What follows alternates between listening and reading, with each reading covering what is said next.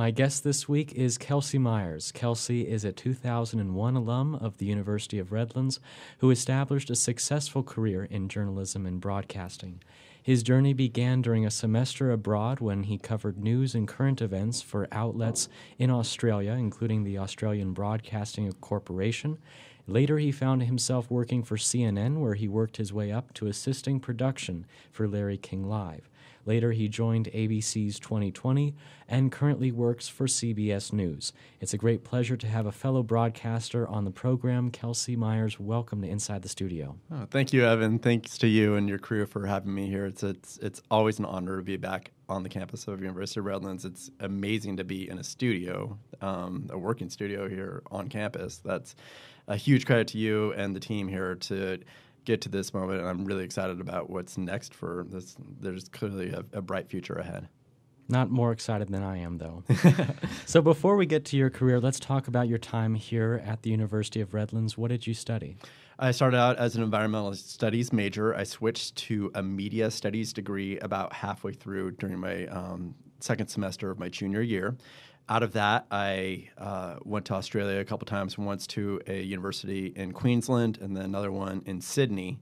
I ended up graduating in 2001 with a media studies degree, but also a pretty comprehensive experiential background of covering news for print, radio, and television outlets that I was able to put together with the support of the university and the faculty and administration at the university to say, all right, we believe in the student. Let's give him the tools and the resources to go forward towards a successful path. So that's one thing that has always been really dear to my heart for what this school did to make a professional career possible in a field that really didn't exist. There wasn't a media studies program at the University of Redlands when I graduated in 2001. Do you remember? Do you know when visual media studies started? Just a few years ago, okay. Maybe 4 or 5 years ago. It's fairly new, and it's absolutely exciting to hear that it not only exists but it's flourishing. And as an alum, I couldn't be more proud of it. And as a current student, I'm sure you're obviously ecstatic. So it's wonderful. Congratulations. Thank you. So, what were you involved in clubs and organizations when you were here? I played on the baseball team, and I managed the women's soccer team. And both of those experiences kind of cross-pollinated into journalism, where I would write about the games that those teams played, almost as a postscript, but it also gave me something to do on the bus rides and those sorts of things, and I would write as much as possible. And I would cover as many different topics as possible beyond sports. So I was covering news on campus. I was covering current events, sports that I didn't even know anything about. I would try to learn as much as I can by covering those sports. And what ended up happening was I developed essentially a pretty decent-sized range of coverage that I was becoming more and more comfortable, not just in my abilities, but also in and it felt like I could go on any assignment and at least find what the starting point is and also find out what the goal is for my coverage in a way that what would a reader or a viewer want to take away from this experience, whether it's a game or an event, what's the most important things, and isolate those moments into a story that actually someone can actually take something from. And you weren't just involved on campus; you also ended up working for the local city newspaper. And so, what was that like to get involved in maybe other internships or things to supplement your academic career? There's nothing like work experience especially as a student, to give you both the confidence and the comprehension to know that when you graduate, knowing what you're not only what you're great at, but also, okay, here's some areas that you sort of struggle in. So I felt, writing for the Redlands Daily Fax, San Bernardino Sun, getting picked up by the LA Times, and doing those sorts of things wasn't just like a paycheck for ramen money. It was also something that I would do for free. And when I mentioned that to a professor that I had, she was had the vision to say, okay, what you just described and saying I would do this for free is you are describing your career. I would do what I do today for free, in that I feel like I can make a difference. I can help people. I can work with people on the worst day of their life in a situation they did not sign up for or volunteer for, but the entire world's spotlight is literally on their front door. Now what do they do? And giving those sorts of at least elements of structure to very complicated and overwhelming scenarios are things that I feel like I can at least help someone with, and that's what I enjoy. I think this moment has already happened for me, but do you know the moment that you said to yourself, this is what I want to do? No, in that I feel like I've kind of always done it. It's hard to isolate like a very specific moment. I can think of moments that I've had where I've either been incredibly inspired or completely driven or entirely focused on I want to achieve this, either this covering an interesting story or hoping to get a certain type of job or those sorts of things. But even within those moments, it's more, those are more goal oriented. As far as the drive goes, I feel like there's always a drive to just want to do my best. I feel like the skills, and this is something that's actually maybe unique to Redlands, in that there's a lot of cross-pollination that happens here on campus. I remember Chuck D, the rapper, came to campus. I went to one of his talks. I think I was either a freshman or sophomore year. And at that moment, I was sort of struggling as a student, maybe not getting all the grades that I wish I could be achieving. And he outlined the importance of taking advantage of your time here on this campus to learn about as many different things as possible, whether it's different subjects or people or scenarios, and just really embracing that all these things are happening around you actively, and there's people who are actively interested in becoming experts in certain topics, and this is such a unique moment. That is, to me, almost like a moment. I remember the Chuck D speech was really resonated to me of, wait a minute, I can not only learn about what I want to learn about, there's so many things I have no idea about, and I have no idea that, what an economist does, or what a business major, what types of classes they're taking, and I was able to essentially take all their classes by being curious and asking them about it. So yeah, that was a big moment. Can you stick around for a minute? We Absolutely. just have to go to a break, but we've barely scratched the surface. More Inside the Studio with Kelsey Myers in a moment. Thanks, Ed.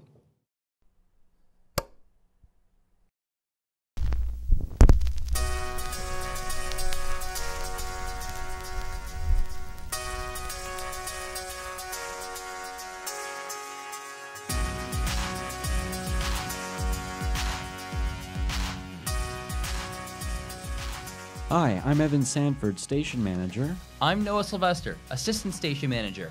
And I'm Cassidy Mason, Program Director. At KDOG, we are the voice of the student body of the University of Redlands. Through music and spoken word broadcast, we provide a place for open forum discussion and a place to share in the enjoyment of music of all kinds. Our mission is to deliver new music and inform the University of Redlands community on news, events, and fundraising, while inspiring the student body to get involved in the different social engagements that the university provides. KDOG keeps the campus up to date on current events, social affairs, and sporting events by broadcasting directly from the station to listeners on and off campus. At KDOG, team members research and develop a wide array of skill sets, including writing, public speaking, and marketing. At KDOG, we educate, innovate, and collaborate. We are KDOG College Radio.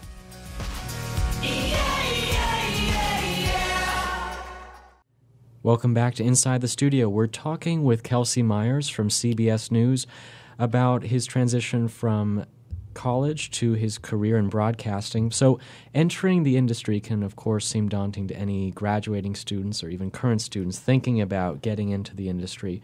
How did you work your way up from being an intern to a producer on one of the biggest television programs in America? Well, first, it is a complete honor to work on CBS this morning and be with CBS National News, and in a way that I feel like I can not just contribute to the network, but also contribute to actually producing substantive stories that are that I feel like are covering topics that people are generally interested in. They're not sensational topics. We don't cover a whole lot of sensational things. We do cover things that I feel are actually important. And that ties into my foundation here. And I felt like my interests as a student, I was generally curious in things that other students were curious about, but also issues that that I felt like mattered to not just students, but to the community here.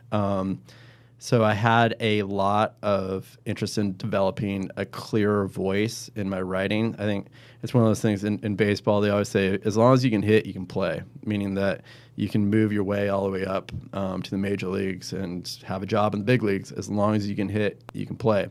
The analogy I've heard for journalism is as long as you can write and write clearly, and there is a speed component where we do have to be fast, but we also have to be accurate.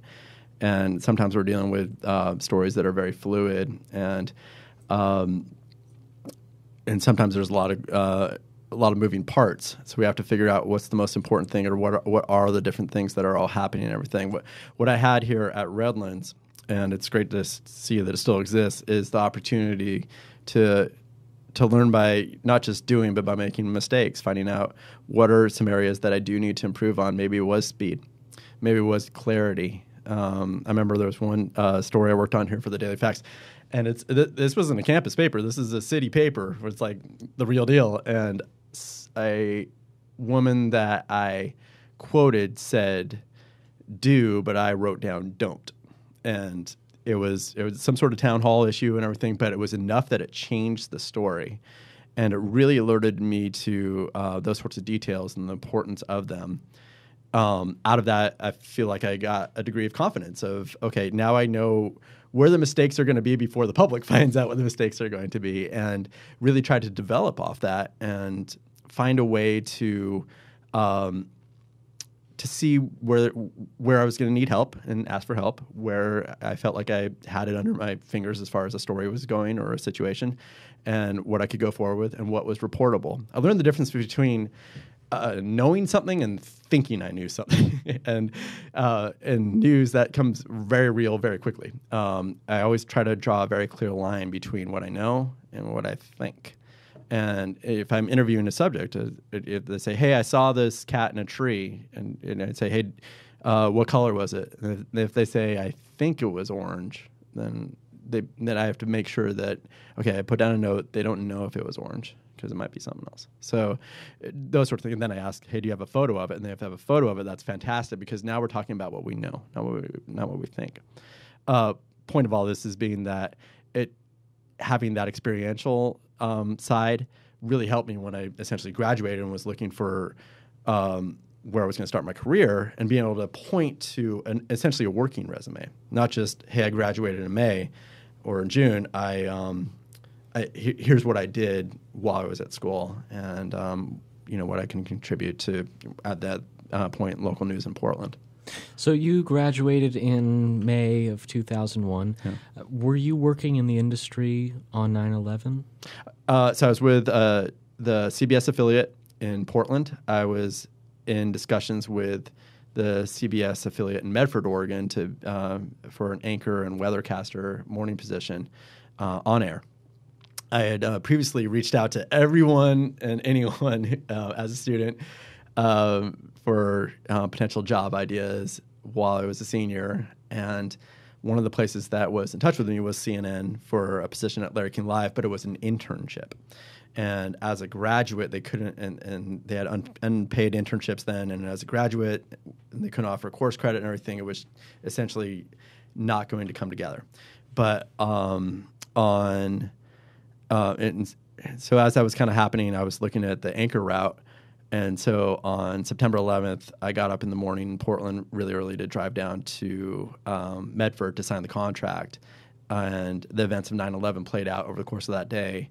I was in the contract meeting with the CBS affiliate and needed to take a break because I saw what was happening on television, and I wanted to check in with my parents. And when I called up to Portland, they said, "Hey, CNN had called. How soon can you come down to Los Angeles?" Really? And it's just was one of those kind of moments where I I think about it every day. Just in the sense that on the professional end of things, and on the personal end, it had a completely different redirect of my life. So, what was your role on that show? What did it morph into over the course of time? Yeah, so Larry King Live, I was the essentially the floor producer and stage manager, and worked with. It was think of a setup like this: you'd have Larry there, guest here, and I'd be right here. So because it's a live broadcast, there'd be times where I needed to make sure the guest was good to go on certain editorial items, or that Larry was good to go, especially if we were on break.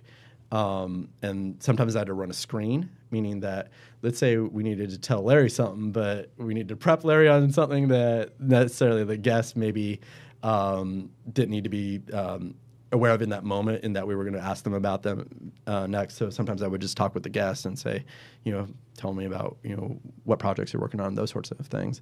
But a lot of it was just kind of guest management and Larry management and making sure that the interview stayed on track.